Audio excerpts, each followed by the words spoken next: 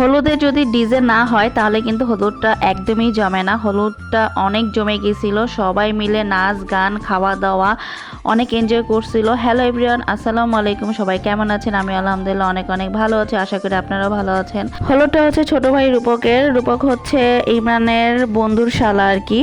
তো রূপকের ফাইনালি বিয়ে হয়ে গেছে, তো আমরা সেজে গুজে আর কি হলুদে যাব।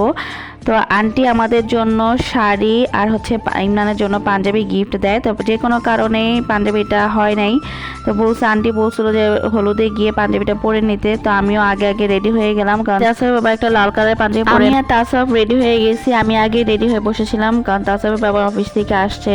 তারপর রেডি হয়ে আমরাও বের হয়ে গেলাম।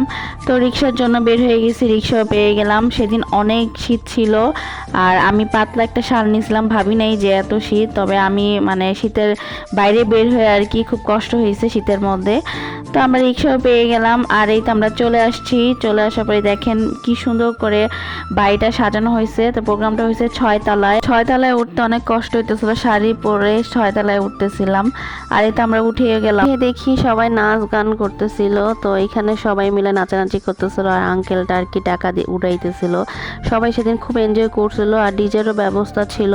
খাওয়া দাওয়া শেষ করে সবার পরে আর কি এখানে ডিজের ব্যবস্থা করা হয়। তো সবাই মিলে নাচানাচি হই হুল্লোড় অনেক এনজয় করছিল সবাই মিলে। আর এখানে তাসবকে খাওয়াই দিতেছিল, তাসবের বাবা ওকে আগে আগে খাওয়ানো হইতেছিল কারণ ওকে খাওয়াইতে একটু সময় লাগে। তো আমরা পরে খাবো, তো সেজন্য তাসবের বাবা খাওয়াই দিতেছিল। এরপরে আবার নাচ গান শুরু হয়। এখানে একটা আন্টি লুঙ্গি, তারপর হচ্ছে শার্ট, সাথে পোটলা আর একটা লাঠি নিয়ে আসছিল, আমার কাছে খুব ফানি লাগতেছিল।